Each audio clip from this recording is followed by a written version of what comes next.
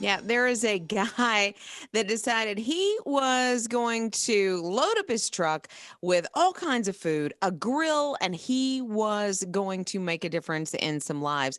What he did is he was going to help the people that were affected by those tornadoes in Kentucky. And so he loaded up things like hamburgers and chicken and sausage and eggs. He had a small grill. He said they don't have electricity. They don't have any running water. There's no restaurants open. I need to do something that can make a difference and make a difference pretty quickly. His name is Jim. He said it just needed to be done. So it did it. And he showed up and he just set up in a parking lot and started making some food. See, and he's going out of his way to help others, but he's doing it because he's got a really good and pure heart to help others. And it's just devastating on what happened with those tornadoes. It's easy to forget, too. I mean, we saw it all over the news on Saturday morning when we wake up, and here we are, almost into another weekend, and a lot of people have forgotten, only because life is happening around us, right? And we're not in the middle of that. Hey, listen, if you want to help with the tornado relief, our ministry partners, Convoy of Hope, is on the scene. They're helping now, just like Jim is in that food truck. So if you'd like to help, go to our website, hisradio.com. You'll see Convoy of Hope. Rob and Liz, his morning crew. So if you know anybody who's really into Oreo cookies, and they would like Oreo cookies, let's say, in their stocking. It's a stocking stuffer. 2 new flavors. I think Liz is into this. The Ultimate Chocolate Oreo and the Toffee Crunch Oreo. Toffee Crunch sounds somewhat intriguing because I like toffee, but I don't like when they mess with the Oreo cookies. There's so many flavors now. Just stick with the original. I'm with you on that. Double stuff I can take. Double stuff, the extra cream in the middle, that's fine. But just those 2, nothing else. The fudge dipped ones, the red velvet ones, I want no part of it. So would you say the middle is going to be ultimate chocolate on the Ultimate Chocolate Oreo? I think it's, chocolate wafers, chocolate in the middle. Mm-hmm. Maybe they're dipping it in chocolate. I don't know. Oh, really? I thought you would know this thing. Well, what about the toffee? Are they dipping it in toffee? No, it's like little toffee bits in it. Really? Yeah, and a toffee flavor. That's why I get it. Do you hear that? There was a little excitement in my voice. There's toffee bits in it. Okay, well, we know what to put in her stocking. Rob and Liz, his morning crew. Well, these 20 people like to eat. And you get together on a regular basis, and they see Ashley. Ashley's been at this one restaurant for about 3.5 years, and Ashley said, this group of ladies, there's about 20 of them or so, are like family. So Ashley's a single mother. She works really hard. It's been a really tough year for her. Mm-hmm. And so here's what this group did of ladies that go to this restaurant and always sit in Ashley's section. They got together and said, we're going to do a big tip. Ashley sees the tip. Each one of them, there's 20, gave a $100 tip. No, they did not. It turned out to be, because some gave a little extra, it turned out to be $2,200 in one tip for Ashley. Oh, my goodness. Yeah. And, she was probably, just praying that she could do the right thing, at this time of year and do something extra fun for her kids. And look what happened. Look how that need was filled. Oh, she didn't. No, she gave some to the busboy, gave some to the hostess, wanted to help out others, and then she was able, with the rest of it, to do a good Christmas for her kids. Oh, isn't that great? I love that. Even Ashley, they know that she's so good. She works so hard, the single mom, that these ladies who gave a tip of $100 each, there's 20 of them again, and $2,200, Ashley's like, I can't keep it all myself. I got to give it to others that I work with. Wow. And that's probably why they gave in the first place. They knew her heart. Rob and Liz, his morning crew. There's a strong man in Britain, and he dressed up as Santa the other day. We're talking, the strongman competitions, or you see them with these big cement balls that they throw over their shoulder, and they're throwing logs and lifting stupid extreme amounts of weight. Well, that's John Evans. And John Evans decided, I'm going to, because he has a talent, he can balance heavy things on his head.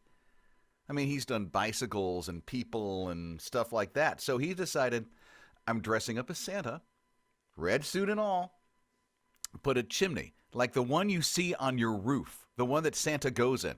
He put a chimney on his head and balanced the thing. They even threw smoke bombs in it, so you see smoke coming out of the chimney. Now he's in the Guinness Book of World Records, and he's a strong man, right? Uh-huh. 74 years old. Oh, my. A dude, 74. I want to be like him. A strong man at 74 that can balance chimneys on your head. Okay, so that's okay. When you said that, I'm like, Rob, you want to balance a chimney on your head? I think we Why can set not? that up for the weekend. Rob and Liz, his morning crew. I don't know how you're doing with your Christmas shopping. I mean, what? Tomorrow is 1 week to go to Christmas. The last weekend before Christmas is tomorrow. So how is your shopping coming along? What about you, Liz? Yeah, I still have some things to do for sure, but I've done a good bit of it. My husband is probably scrambling a little bit. I haven't given him too many ideas for me. So That's been a thing. Listen, that's been a thing in her family. It's like Liz is like, I don't really need anything. And her husband Joey's like, but just, tell me. Just, a hint. please, something. I Yeah, want to and buy something for you, he's saying. And she's not giving him anything. I Is it don't. a test? Is this a test? It's a test, isn't it? No, You're doing a absolutely. test. It's one of those Absolutely things. not. I get it. It's one of those things like you're supposed to know me. Is that Oh what no, it is? no, not at all. He's so good at gift giving and just Hmm? making things so special. Really? Like a couple years ago, Christmas Eve, he drives to Charlotte to a place to get our puppy, our golden doodle, Charlie. Really? He did, and when he came home, the kids had to hide her all day long Yeah, I had from a me. dog. Well, because you stay with her and you hold her and you love her and she wants for nothing.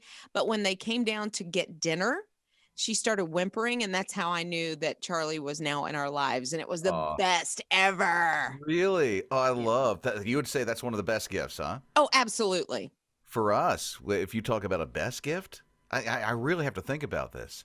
I would say it's an experience because there were several years in a row that we instead of presents, we saved for a trip to Disney. Now, we didn't go during Christmas because I used to go to a conference in September. Hmm. And so we would save, we'll go, this is the Christmas gift. And the kids were like, yes, that's awesome. And so since I had a hotel room, they'd stay in the hotel room. Daddy's off at a conference. They're playing at Disney in September. But we would save all that time so that we could have a pretty good trip so they could go and play in the parks and stuff like that. Oh, that's so cool. A family experience is always so good. It's one of the best gifts ever. Doesn't even have to be for Christmas, but just the best gift. Rob and Liz, his morning crew. What about you, Holly? You're on his radio. I was born 2 days after Christmas, Mhm. and my parents were hoping for a boy, so they didn't pick out any girl names. Aw. My sister is 4 years older than me, so she was 4, and all she wanted for Christmas was a baby doll that would cry and wet, because those were just out then. Mhm. And so she got me. And she tells me every year that I was her best Christmas present ever, which I just love. She still tells me on her birthday that I was her best Christmas I present. like that. Here you are, not kids anymore, and she still says that to you every birthday. Which, by the way, happy birthday, since it's like just in 2 weeks, A week right? away. Yeah, Less than 2 something weeks. like that. Oh, that is so sweet. I love best gift ever. And it's your baby sister. How sweet. Yeah, she's the baby sister. Yeah. And you know what? I think I'm putting two together here, Holly. They didn't have any girls' names picked out because they thought you were going to be a boy. And since it's Christmas time, they named you Holly. Rob and Liz, his morning crew.